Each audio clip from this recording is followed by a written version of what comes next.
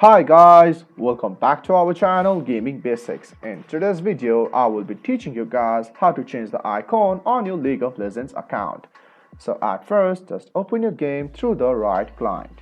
And as you open your game, you're on this home screen as I am. So just stay at this home screen and look at the right tab for your name.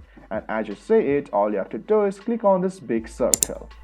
And as you click it, you can see the list of icons that you want for yourself. All you have to do is just select the icon, and as you select it, your icon has been changed. So let me show you again.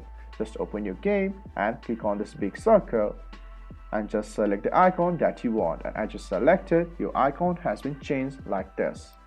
So guys, that's how you change the icon on your League of Legends account. If you find our video helpful, please leave a like and please do not forget to subscribe our channel. Also hit the bell icon to get updates with our latest videos. And drop a comment for reviews and more content like this. I will see you guys again in our next video. Thank you for watching.